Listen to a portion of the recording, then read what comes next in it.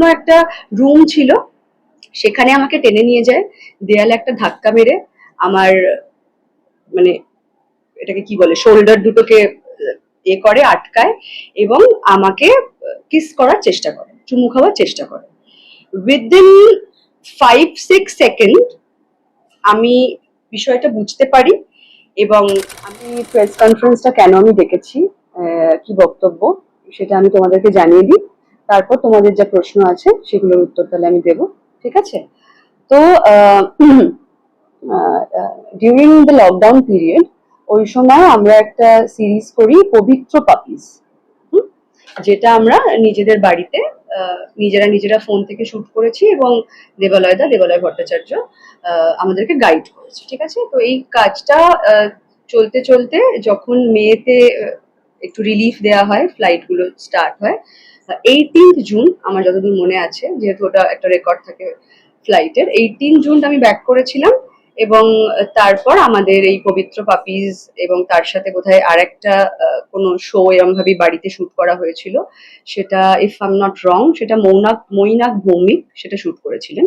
তো একটা ছোট্ট ইন্টিমেট একটা গ্যাদারিং হয়, যেহেতু সাকসেস পার্টি গোছেরই আর কি। তো সেখানে যেরকম হয় আমরা আড্ডা মারি, গল্প করি এবং দেবালয়দার সাথে আমার অনেক দিনের সম্পর্ক এবং সুসম্পর্ক।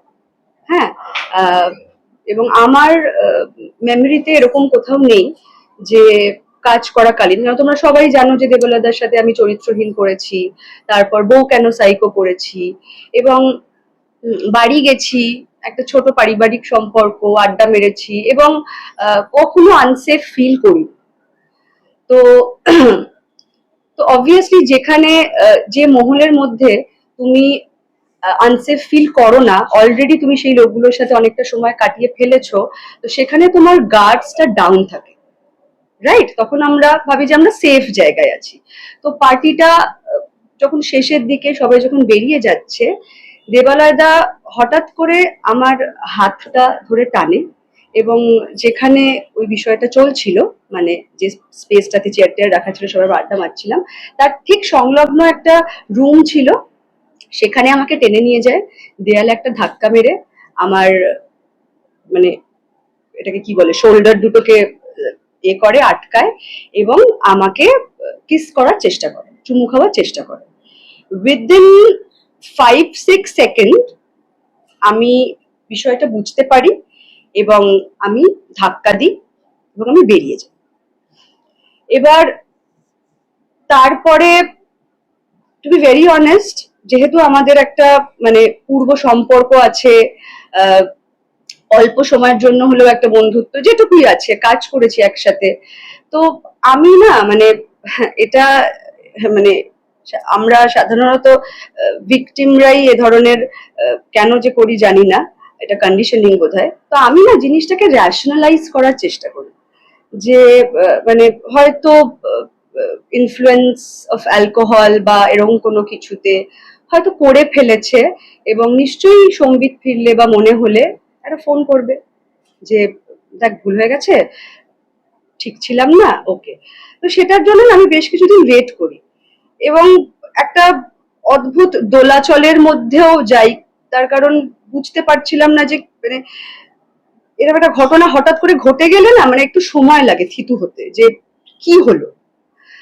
তো আমি কিছুদিন ওয়েট করি, ওয়েট করার পরে তার কিছু মাসের মধ্যেই একটা পার্টিতে আমার তো কোনো ফোন আসে না, কোনো অ্যাপোলজিও আসে না, তো কিছুদিন পরে একটা পার্টিতে দেবালয়দার সাথে আমার দেখা হয় এবং দেবালয়দা মানে বউ কেন সাইকোর পরে যখন মন্টু পাইলট শুরু হবে, ওই শুটটা মানে বউ কেন সাইকোর শুটের পরে দেবালয়দা আমাকে এটা বলেছিল যে তুই এত ভালো কাজ করলি, তোকে একটু পুশ করবো, দাঁড়া তোর জন্য একটা ভালো কিছু লিখবো। তো হঠাৎ করে একদিন আমায় ফোন করে, বলছে আজকেই লেখা শেষ করেছি, দেখা কর। সাউথ সিটির উল্টো দিকে তখন জাস্ট বেক বলে একটা ছোট্ট একটা জায়গা ছিল, ওখানে আমরা দেখা করি। আর হি ওয়াজ ভেরি এক্সাইটেড যে দেখ এটা আমি লিখেছি, এটা খুব ভালো গল্প, এটা করবো, এই সেই হেনা তেনা। অ্যান্ড ফাইনালি যে ডেটটা বলে, তো তাতে আমি বলি যে দেবলাদ আমি করতে পারবো না, কারণ আমার অলরেডি বিরসাদাকেও ডেটগুলো দেওয়া আছে, শুট করছি। তখন আমি মাফিয়া বলে একটা সিরিজ অলরেডি সেটা ডেট দিয়ে দিয়েছিলাম। তো সেই কাজটা আমার করা হয় না। তো অবভিয়াসলি বুঝতেই পারছো সম্পর্কটা কিরকম। কিন্তু হঠাৎ করে ওই পার্টিতে গিয়ে আমি দেখলাম যে অনুশোচনা তো নেই, মানে একটা অদ্ভুত বিহেভিয়ার, একটা মানে অদ্ভুত লুক এবং একটা কোল্ড স্মাইল, যেরকম হয় না যে একজন ডিরেক্টর উঠতি সবে নাম হচ্ছে এবং একজন অভিনেত্রী যদি তার সাথে হেসে কথা বলতে হয়, সে যেমন একটা কোল্ড অ্যাজ ইফ চেনেই না আমাকে, ঠিক আছে? তো সেটা না, মানে সেটার পরেও আমার একটু টাইম লেগেছিল বেসিক্যালি, যে আচ্ছা মানে কোনো অনুশোচনা তো নেই, মানে উল্টে পুরো ব্যাপারটাকে মানে ডিক্লাইন করে দিচ্ছে, বেসিক্যালি চিনতেই পারছে না। এবং তারপরে আমি অনেকবার ভেবেছি এটা নিয়ে আমি কথা বলবো, এবং সেই সময় আমার যে পরিস্থিতি ছিল প্রফেশনাল জায়গা থেকে আমি বলছি, তো সেটাতেও না আমি একটু পিছিয়ে ছিলাম। তার কারণ সেই সময় আমি একটা শহরে চলে গেছি, কোভিড হয়ে গেছে, এখানে আসছি, কাজকর্ম শুধু আমার না সবারই খুবই আনস্টেবল। এবং যে সমাজের মধ্যে আমরা থাকি আমরা জানি যে যখনই একটি মেয়ে বা বিশেষ করে একজন অভিনেত্রী যখন কথা বলতে আসে এই সব নিয়ে, তাকে প্রথমেই বলে দেওয়া হয় যে ওর তো কাজ নেই এখন, তাই ও অ্যাটেনশন সিক করছে এইসব বাজে কথা বলে, রাইট? তো এই সমস্ত জিনিসগুলো না আমার মাথায় ভীষণ প্লে করতে থাকে এবং আমি একটু স্কেপটিক্যাল হয়ে যাই। কিন্তু মানে এটা আমি এত বছর ধরে এই ট্রিগারটা আমি সাফার করেছি। মানে যখনই দেবালয়দার কোনো কিছু রিলিজ হয়েছে দেখেছি, বা কোনো পার্টিতে আবার দেখা হয়ে গেছে, মানে অ্যাজ ইফ আমি অ্যাভয়েড করে গেছি, মানে অ্যাজ ইফ আমি কোনো ভুল করেছি, বুঝতে পেরেছো? এবং প্রত্যেকটা সময় আমি ট্রিগার হয়েছি। তারপরে আমার কানে আসে যে এরম ধরনের আরো বেশ কিছু কেস আছে, এবং তার সাথে এমন একটা কেস আছে যেটাতে একটি মাইনর ইনভলভ, রাইট? এখন সে বিষয় এটার থেকে বেশি তো আমি কিছু বলতে পারবো না, কনসেন্ট না থাকলে কোনো কথা বলা যায় না। এবং আমি এখানে শুধু আমার কথাটাই বলতে এসেছি, আমি কারোর হয়ে লড়তে বা কারোর কথা বলতে আসিনি। তো এইটা না আমার ভেতরে ভেতরে আস্তে আস্তে আস্তে বিল্ড আপ করতে থাকে। এবং সেদিন রাত্রিবেলা আমি যখন একটা পোস্ট দেখি দেবালয় ভট্টাচার্যের, তোমরা সবাই দেখেছো কিনা জানি না, তো সেই পোস্টটা আমাকে ভীষণ ট্রিগার করে। সেখানে উনি কিছু প্রফেশনাল এথিক্স, ন্যায় নীতির কথা বলছেন, যেটা আমি প্রচন্ড ট্রিগার হয়ে যাই। এবং ট্রিগার হয়ে যাওয়ার পর আমার মনে হয় যে এই প্রশ্নটা তো এখন আমায় কেউ করতে পারবে না যে আমার কাজ নেই বলে আমি অ্যাটেনশন চাইছি। ভগবানের আশীর্বাদে আমি 1.5 বছর একটা ন্যাশনাল টেলিভিশনে কাজ করলাম, এবং ন্যাশনাল টেলিভিশন এতটাই টাকা প্রোভাইড করে যে আমি আরো 1 বছর বাড়িতে বসে থাকতে পারি। তো সেই ভয়টা এখন আমার নেই। এবং সেই কারণে আমার মানে ওই ট্রিগারটা থেকে আমার মনে হলো না, এবার এটাকে আমার সিস্টেম থেকে বার করার সময় এসে গেছে। কারণ আমি কেন সাফার করবো? আমি দিনের পর দিন এই ট্রিগারটা আমার ভেতরে রয়ে গেছে, এবং যে করেছে মানে এত বছরের পরও তার কোনোদিনও মনে হয়নি যে আমি অঙ্কিতার কাছে একটা ক্ষমা চাই। এবং তারপরে সেটা যিনি করেছেন, এই কথাটা যখন সারফেসে চলে এসছে, উনার পোস্ট এবং আমার কমেন্ট সবটাই, তারপরে যেটা উনি করলেন এই 2-3 দিন আগে, রাইট, ডেটটা আমরা মেনশন করেছি, তোমরা যদি চাও আমরা যে লিগ্যাল নোটিশটা করেছি সেটার কপি তোমাদেরকে প্রোভাইড করে দেওয়া হবে। তো সেখানে আমাদের একজন সিনিয়র দাদা বলো, বন্ধু বলো বা কলিগ বলো, সে এই পোস্টটা দেখে বা কারোর থেকে শুনে বা কিছু হয়ে ওকে কাউন্টার করতে যায়। সেখানেও বলে যে তুমি জানো ওর ক্যারেক্টার কিরকম? এবার ধরো আমার ক্যারেক্টার খুবই খারাপ, ধরে নিলাম তর্কের খাতিরে আমি একজন সেক্স ওয়ার্কার, তার মানে কি তাকে সেই কনসেন্টটা পায় যে সে আমার সাথে যা ইচ্ছে তাই করতে পারে? একজন সেক্স ওয়ার্কারের সাথেও একটা দরাদরি হয়, দামে মিললে তারপর সে ঘরে যায়। দ্যাট মিনস সে কনসেন্ট দেয়, রাইট? তো সেই জায়গা থেকে আমার মনে হয়েছে এই কথাটা সারফেসে আসা উচিত। তার কারণ আমি যে ইন্ডাস্ট্রিতে কাজ করছি, আমি সেখানে 19 বছর বয়স থেকে কাজ করছি, প্রফেশনালি আমি 19 বছর বয়স থেকে কাজ করছি। তার আগে আমি থিয়েটার করতাম। এবং আশা করি আমি কাউকে আমার কাজ দিয়ে ডিসঅ্যাপয়েন্ট করিনি এত বছরে। তো সেই জায়গা থেকে আমার মনে হয়েছে যে আমার একটা বেসিক দায়িত্ব তো আছে। মানে আমি ইন্ডাস্ট্রিতে এলাম, কাজ করলাম, নাম কামালাম, প্রচুর সম্মান কামালাম, বম্বে উড়ে চলে গেলাম কারণ আমার এখানে ভাল লাগছে না থাকতে। কিন্তু তা বলে আমার নেক্সট জেনারেশনের প্রতি আমার নহে সন্তান নেই, কিন্তু আমার বন্ধু বান্ধব আজকে যারা কাজ করছে তাদের তো ছেলে মেয়েগুলো, ছোট ছোট ছেলে মেয়েগুলো বড় হচ্ছে, নতুন নতুন ছেলে মেয়েগুলো তো আসছে যাদের কোনো ব্যাকগ্রাউন্ড নেই। আমারও কোনো ব্যাকগ্রাউন্ড ছিল না এক সময়, কিন্তু আজকে আমি আমার কাজের দ্বারা সেই এস্টাবলিশমেন্টটা তৈরি করেছি।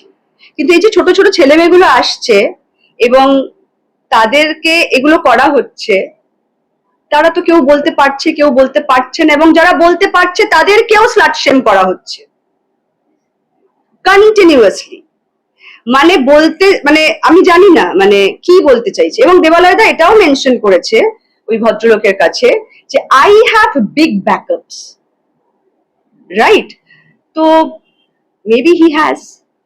এবং দারুণ ব্যাপার যে এরকম একটা মোলেস্টেশন এবং চাইল্ড অ্যাবিউজের কেসে যদি দেবালয়দাকে কেউ ব্যাকআপ করতে চায় তাহলে তো এটা দারুণ ব্যাপার। তাদের মুখগুলো আমরা দেখতে চাইবো, জানতে চাইবো তারা কারা, তারা কিভাবে অপারেট করে, কি তাদের রাজনীতি কর্মক্ষেত্রে, নিশ্চয়ই জানতে চাইবো। তো এই মুহূর্তে দিস ইজ ইট। আমার কোনো ক্লেম নেই, আমার কোনো কিছুই নেই। আমি শুধু একটা কথাই বলেছি যে হ্যারাসমেন্টটা নিয়ে, যে ট্রিগারটা নিয়ে, যে প্যানিকটা নিয়ে আমি এতগুলো বছর আমার সিস্টেম কোনো না কোনো ভাবে তো ক্ষতি হয়েছে আমার সিস্টেমে। মানে পড়াশোনা করলে সেটাই তোমরা জানতে পারবে। তো এটা আমি আমার সিস্টেমে আর রাখবো না, এটা আমি বার করে দেবো। And I need an apology media এবং whatever the media, Facebook যেখানে উনি লিখতে স্বাচ্ছন্দ্য বোধ করবেন, এবং মিডিয়ার কাছে আমি এটা করেছি স্বীকার করে একটা বলেছি, এর থেকে বেশি। আর এটাও আমার মনে হয় যে শাস্তির কথা তো পরে আসছে, কিন্তু এই লোকগুলোকে কিছু মানুষ যারা সেফ থাকতে চায়, যারা সেফ থাকতে চায় না, যারা এই কালচারটাকে কন্টিনিউয়াস ফিড করে যাচ্ছে, তাদেরকে নিয়ে এই মুহূর্তে আমার কোনো বক্তব্য নেই। কিন্তু কিছু মানুষ তো আছে যারা নিজেদের ডিগনিটি নিয়ে, নিজেদের ক্রাফটকে ভালোবেসে, তারা কফি খেতে না গিয়ে তারা ক্রাফটে মন দেয়, তারা দুটো ওয়ার্কশপ করে, তারা নিয়মিত তারা যে অভিনয় করে যে পারিশ্রমিকটা পাচ্ছে সেটাকে জাস্টিফাই করার চেষ্টা করে। তারা কি দোষ করেছে? তাদের অ্যাটলিস্ট আমি অ্যাওয়্যার তো করতে পারছি, সেটাই যথেষ্ট। লিগ্যাল নোটিশটা আমাদের সার্ভ করা হয়ে গেছে। তোমাদের যদি কপি দরকার লাগে তোমরা একটু বলবে, তোমাদের ইন্ডিভিজুয়ালি কপি পাঠিয়ে দেওয়া হবে। That's it. আর তোমাদের যদি কোনো প্রশ্ন থাকে একটু ইন্ডিভিজুয়ালি আস্তে আস্তে করতে পারো। একজন যদি একটা প্রশ্ন অলরেডি করে ফেলে, সেটার উত্তর দিয়ে ফেলি, তাহলে সেটা তোমরাও নোট করে রাখো। যদি সেম প্রশ্ন রিপিট করো না, সময় আমাদের কাছে কম আছে। দেবালয়দাকে এই বিষয়ে জিজ্ঞাসা করা হয়, যেদিন পোস্টটা ডিলিট করো তার পরের দিন ওনার একটি ইভেন্ট ছিল, সেখানে দেবালয়দাকে জিজ্ঞাসা করা হয় তোমার নাম নেই, তখন তিনি বলেন যদি পার্সোনাল গ্রাজ কেউ এইভাবে দেখায় তাহলে আমি কি করতে পারি। উনি এই কথাটাই বলেছেন। কি বলবো, মানে এটা আমি কি বলবো, এটা প্রশ্নটা তো তোমাদের হওয়া উচিত যে কি পার্সোনাল কাজ। এটা তো আমার প্রশ্নই না, এটা ওনার প্রশ্ন। তারপর নেক্সট, যদি স্বীকার না করেন কি করবেন, পরবর্তী কি ভাবছো? সেটা লিগ্যাল নোটিশটা পেলেই তোমরা ওটা পড়লে বুঝতে পেরে যাবে। কখনো ওই দিনটার আগে কখনো চারিত্রিক কোনো বৈশিষ্ট্য কোনো চেঞ্জ দেখতে পেয়েছি? না, আমি তো সেটা আগেই বললাম, দেখিনি বলেই তো আমার গাছটা ডাউন ছিল। এই মুহূর্ত পর্যন্ত তোমার সাথে এখন পর্যন্ত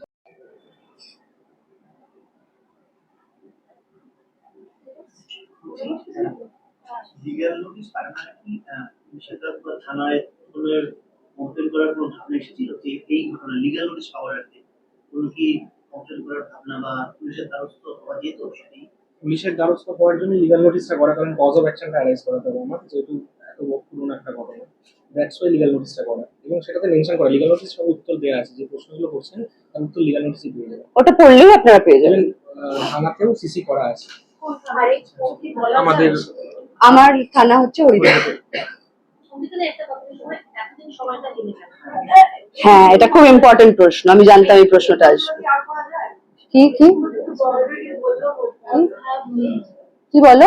এত বড় আন্দোলন করে ফেলার পর এখন কি আমরা প্রশ্ন করতে পারি যে এত সময় নিয়ে না না এটা বলে আমি বলে দিচ্ছি, তাও তাও আমি বলছি, আমি তো জানি এই ধরনের প্রশ্ন তোমরা না করলেও এমন কিছু লোকজন এই প্রশ্নটা রাইজ করবে, যে ক্ষেত্রে মানে এটাই হয়। তো সেক্ষেত্রে ল বলছে যে করতে পারি, আইন বলছে যে করা যায়, এটা কোনো ছ্যাচড়া চুরির কেস না, ঠিক আছে? তো সেক্ষেত্রে যদি একটু তোমরা লয়ের দিকে তাকাও।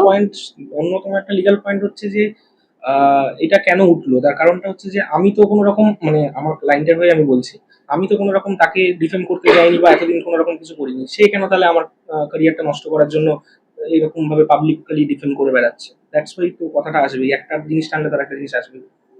হ্যাঁ, মানে আমি তো বলছি, আমি তো প্রথমেই বললাম যে ওটা দেখে, মানে একজন মোলেস্টার সে ন্যায় নীতির কথা বলবে, সে ফেসবুকে নীতি কপচাবে, তো ট্রিগার হব না? কতদিন সরিয়ে রাখবো সেটাকে, কতদিন না দেখা করে রাখবো?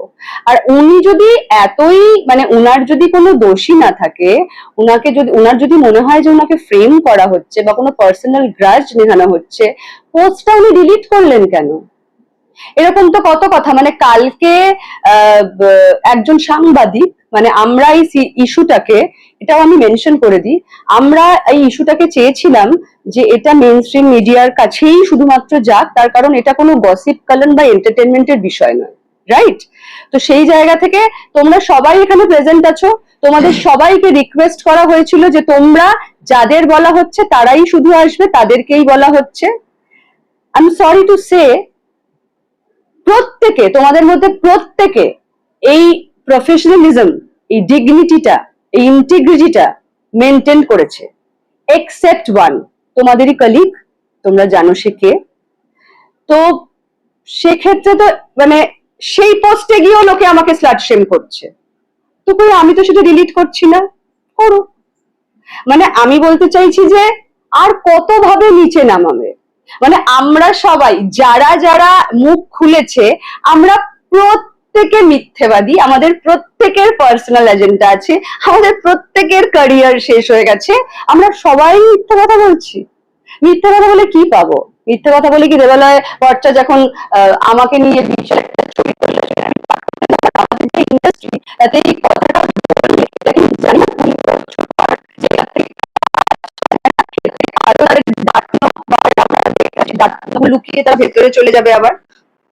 এটুকু বুদ্ধি 40 বছর বয়সে তো নিশ্চয়ই আমার হয়েছে, যে এটা করে কাজ পাওয়া যায় না, কাজ খোয়া যায়, রাইট? হ্যাঁ, বয়স থেকে কাজ করছি, আমি মেনশন করছি, আমি 19 বছর বয়স থেকে প্রফেশনালি কাজ করছি। তার আগে আমার মাধ্যমিক পরীক্ষা দেওয়ার পর আমার বাবা হাত ধরে একটি থিয়েটার দলে আমাকে নিয়ে গেছিলেন। সেদিন থেকে আজ অবধি আমি কোন রকম যৌন হেনস্থার শিকার হইনি। By the grace of God আমি এমন লোকজনদের আশেপাশেই ঘুরেছি যারা আমাকে প্রোটেক্ট করেছে, এটা আমার এক্সপিরিয়েন্স, আমার সাথে সত্যি এরকম কিছু হয়নি। তো হ্যাঁ, না হয়নি। আরেকটা প্রশ্ন, এরকম সময়ে তো অনেকেই কাজ হারানোর ভয়ে তোমার পাশে বা বেশি দাঁড়াতে পারবে না, কারা কারা তোমার পাশে দাঁড়াচ্ছে এবং যাদের তুমি নাম নিলে না, যে আরো অনেকেই ওরকম তালিকায় রয়েছে হেনস্থার শিকার, তারা কি তোমার সঙ্গে পাশে দাঁড়াচ্ছে? মানে দেখো, আমি এখন একটা পার্টিকুলার জিনিস নিয়ে মুভ করছি। কারোর যদি মনে হয় যে সে পাশে দাঁড়াবে, বা কারোর যদি মনে হয় যে সে পাশে না দাঁড়িয়ে সে একটু সাহস পাবে, সে নিজের জিনিসটা নিজে ইন্ডিভিজুয়ালি মুভ করবে, সেটা সম্পূর্ণভাবে তাদের ব্যাপার। কেউ যদি সমস্ত গ্রাউন্ড ঠিক করে নিজের এই সমস্যার কথা বলতে চায়, তাহলে পাশে চাইলে পাশে পাবো, কিন্তু এখন আমি কারোর হয়ে কথা বলছি না, এখন আমি শুধু নিজের হয়ে কথা বলছি। আর কিছু? তুমি কি বলছিলে? অনেক সেক্টরে এরকম একটা পন্থা রয়েছে সহজভাবে শোনো, কর্পোরেট, হ্যাঁ বলে নাও। হ্যাঁ, এবার সেখানে গিয়ে এই যে কনসেপ্ট, যেটা ভীষণ জরুরি, সেই কনসেপ্ট আর ওই যে একটা কনসেপ্ট নিয়ে অন্য পন্থা, এই দুটোর মধ্যে থিম লাইনটা কি এই কারণেই মানে আর বোঝা যাচ্ছে না? এই সমস্যাগুলো কি এই জন্যই আরো বেশি করে উঠে আসছে? দেখো, এই সমস্যাগুলো আমার মনে হয়, এটা আমার ব্যক্তিগত মতামত, এই সমস্যাগুলো, এটা আমি আগে বলেও দিলাম, আবার মেনশন করে দিচ্ছি, এই সমস্যাগুলোর মূল কারণ কি জানো তো? মূল কারণ হচ্ছে যে কিছু লোক যারা এই ক্ষমতার কেন্দ্রে বসে আছে, তারা না খুব সূক্ষ্মভাবে এই জিনিসগুলোকে চালনা করে, ঠিক আছে? প্রত্যেকের তো ফিনান্সিয়াল বা পারিবারিক কন্ডিশন একরকম হয় না, প্রত্যেকের লড়াইটা এক হয় না, তাই? তো সেক্ষেত্রে ধরো আমি একটা কথা বললাম, তুমি আমার পাশে দাঁড়াতে আসলে, তোমাকে 3টে ছবির অফার দিয়ে বুক করে দেওয়া হলো, ঠিক আছে? তো এটা তো যার যার নিজস্ব ইন্টিগ্রিটির ব্যাপার, এখানে আমি কি বলতে পারি? আমি আবারও বলছি যে আমি এখানে কাউকে জাজ করছি না, আমি এখানে কারোর নামে কোনো কথা বলতে চাই না। কেউ যদি নিজের সম্মতিতে এটা করে, সেটা তাদের ব্যক্তিগত ব্যাপার। যেটা আমরা করতে পারি, যেটা আমরা করতে চাইছি, আমরা একটা সেফ প্লেস তৈরি করতে চাইছি, যেখানে আস্তে আস্তে এই জিনিসগুলো আমরা ঢোকাতে পারি। যে হঠাৎ করে কোনো একটা প্রোডাকশন এসে বা হঠাৎ করে কেউ এসে একটা কাজ শুরু করে দিল না, তাকে একটা পরিসরের মধ্যে থাকতে হবে, কিছু নিয়ম মানতে হবে, কিছু নিয়ম আমাদের তৈরি করতে হবে। তারপরেও কি সবাই এসে মুখ খুলবে? খুলবে না। কিন্তু সেটা হলে কি হবে, যারা গুটি কতক লোক খুলতে চাইছে তাদেরকে আমরা হোল্ড করতে পারবো, তাদেরকে আমরা সেই জায়গাটা সেই স্পেসটা আমরা দিতে পারবো। That's it. আর কিছু